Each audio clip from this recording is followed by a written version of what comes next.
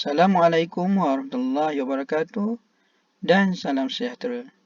Pada video kali ini, saya akan menerangkan berkaitan dengan penentu ataupun faktor-faktor yang mempengaruhi keanjalan permintaan harga. Okey, terdapat 5 faktor yang akan dibincangkan di sini.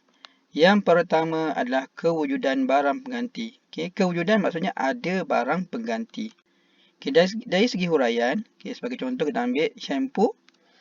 Contoh ada jenama A di mana terdapat banyak barang penggantinya, iaitu jenama B, C, D, E dan F, iaitu dapat 5 barang pengganti dia. Okey, di mana setiap jenama memang dah ada pengguna masing-masing. Okey, untuk mudah kita faham, kita andaikan bahawa harga A akan naik. Jadi, kalau ikut permintaan, apabila harga A naik, maka kuantiti diminta akan berkurang lah.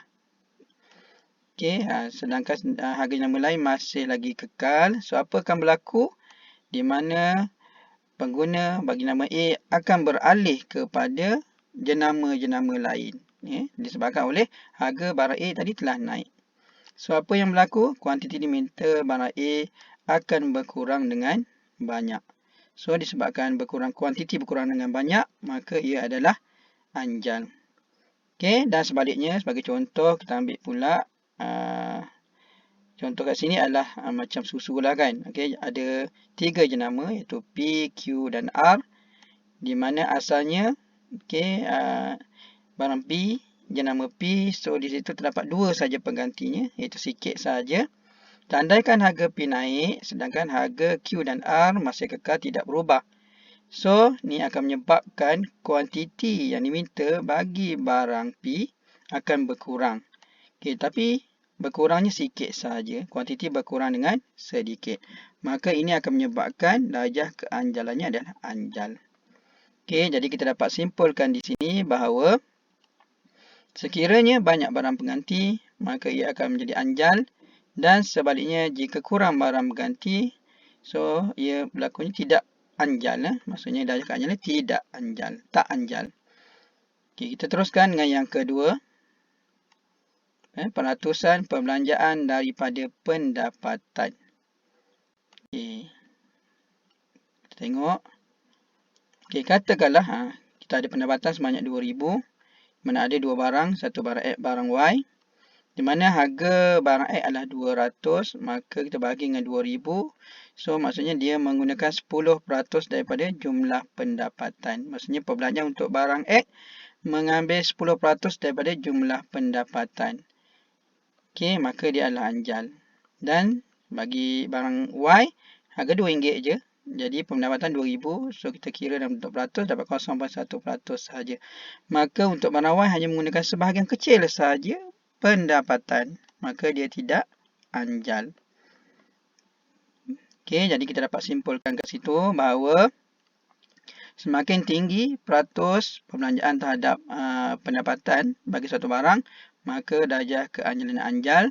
Dan sebaliknya, semakin rendah atau kecil peratus perbelanjaan daripada pendapatan suatu barang tu, maka ia adalah tidak anjal ataupun tak anjal.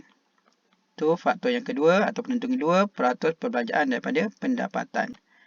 Yang ketiga adalah kepentingan sesuatu barang. Okey, contoh kepentingan suatu barang. Di sini kita ambil contoh dia gula lah. Okey, gula. Gula ni akan digunakan dalam pelbagai masakan kita lah. Air, aiskrim, minuman berkarbonat, masak. So, kita hanya gunakan jumlah dia kecil saja gula. Jadi sebabkan dia penting, maka dia tak anjal. Apa maksud tak anjal tu?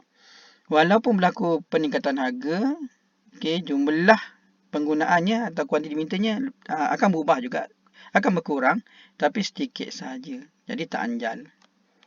Dan contoh kat sini kita ambil lilin. Dari segi kepentingan dia, kegunaannya, fungsinya adalah, di sini contoh dia malam bila blackout, tak ada api, tak ada elektrik, ataupun kita nak guna untuk pembakaran.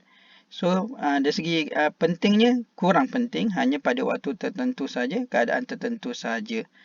Jadi, apabila berlaku penurunan harga turun, barulah akan ada pembelian yang melebihi daripada keadaan biasa. So, berlakulah peningkatan dalam kuantiti yang diminta. So, apabila barang tu kurang penting, harganya turun contohnya. So, barulah kuantiti tidak akan meningkat dengan banyak. Jadi, tak anjal.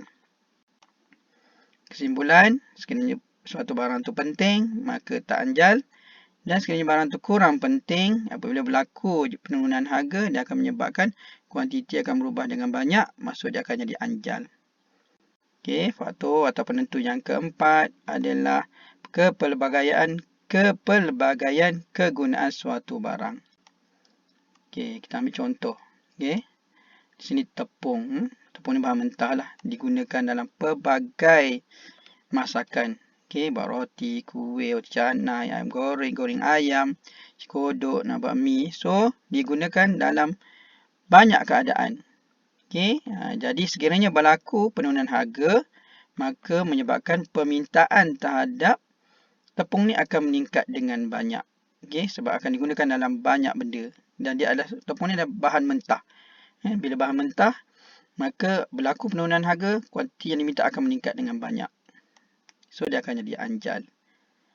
Dan sebaliknya lah. Contoh kita ambil payung hanya digunakan dalam beberapa keadaan sahaja. Contoh waktu hujan, kemarau, panas. Jadi jika berlaku penurunan harga, maka kuantiti dia akan meningkat. Tapi meningkat tak banyak lah sebab dia keadaan-keadaan tertentu dan pada musim tertentu, pada keadaan tertentu sahaja. Jadi kita dapat simpulkan sini, sekiranya suatu barang tu banyak gunaan, maka dia adalah anjal. Dan sebaliknya, sekiranya kurang kegunaan suatu barang, maka dia tak anjal. Dan yang terakhir, yang kelima adalah kesetiaan kepada jenama. Okey, kat sini kesetiaan kepada jenama ni, okey, ni macam mana orang boleh setia pada suatu jenama bergantung kepada 6 keadaan lah. Okay, satisfaction, support, quality, price, trust and reward. Okay, dan sekiranya suatu benda tu, okay, pengguna tu tidak setia. Tidak setia maksudnya sekiranya berlaku perubahan harga, kuantiti akan berubah dengan banyak. Maka dia akan menyebabkan anjal. Dan sekiranya pengguna itu setia kepada jenama tersebut, walaupun berlaku peningkatan harga, kuantiti dia masih akan berkurang tapi jumlah pengurangan dia sedikit, maka menyebabkan berlakunya tidak anjal. Darjah keanjalan tidak anjal. Okey, jadi kesimpulannya, sekiranya pengguna setia kepada suatu jenama, maka permintaan tak anjal. Dan sekiranya pengguna tidak setia kepada suatu jenama, maka permintaannya akan anjal.